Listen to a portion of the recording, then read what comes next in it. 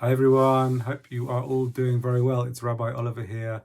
I haven't made a video by myself for a while. I'm going to try and do 1 week on, 1 week off, 1 week with a guest doing this Parsha slot, and 1 week by myself. This week we are reading the Parsha of Va'era, and I want to just talk about one particular verse. The verse alludes to, before the 10 plagues begin, it speaks about the journey that the people will go on in order to become a free people. And it says, as God as the narrator, that the people will be free, and then they will be delivered, and then they will be redeemed, and they will be taken to be my people. Four verb: hotzati, hitzalti, ga'alti, and lakachti. And the rabbis relate these four verbs to the 4 cups of wine on Passover, but perhaps more interestingly this week about to 4 different stages of coming out of slavery. The first is simply to be a free people. At the moment you put down the sledgehammer or the axe or the spade, you experience some kind of freedom. But then that slavery could come back the next day. It might just be that you put down your work tools just until the next day. The saving comes when you acknowledge and realize that you're actually free, that you're not going to return to that brutal and oppressive work the next day. The next part then is the redemption. The redemption, I guess, is the imagination that there's something that could come next, something that could be in the future that could be better than the existence that was. And the lakachti, related also to a verb which we use in relation to what it means to partner up with somebody else, is that moment where you accept upon yourself another meaningful relationship. The only relationship that you've known is a relationship of oppression, of a relationship of oppressive work. And the lakachti etchem li la'am, I will take you to be my people, is about the people choosing freely to become in relationship with God. This relates very closely then to our experiences of trauma. And we spoke about in our Parshat class this week also of grief. That there are stages of overcoming both trauma and grief in order to realize that there's a possibility that life can emerge from that space. First is just being inside that grief, just being inside that trouble, and then realizing that trouble might go. Then imagining that trouble might not come back tomorrow or the day after, that you might actually be free of it. And then to imagine to yourself that there might also be something that comes next.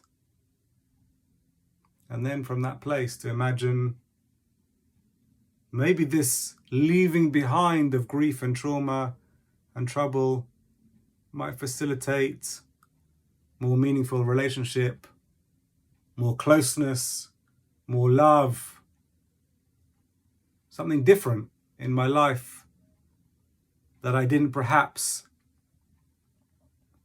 even envisage or imagine from that place of grief. These verses come before any of the plagues come and before any of the people are free. It's God describing what God is going to do to free the people. Then exactly that moment it describes that Moshe speaks to the people, and because of kotzer ruach, they are unable to listen to Moshe. And Rashi in the Midrash Rabbah asks, what's kotzer ruach? Kotzer ruach is literally the limiting of breath.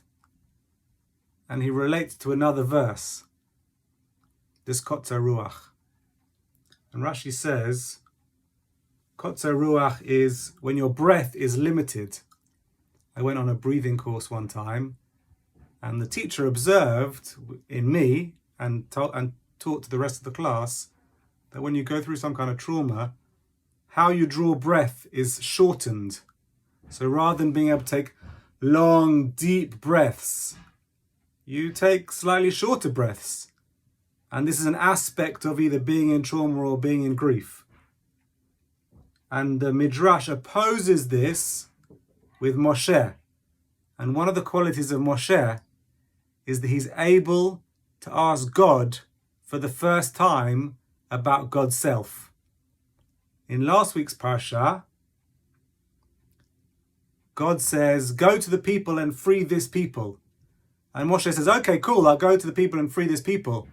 But when they ask me who sent me to do the freeing, what shall I tell them?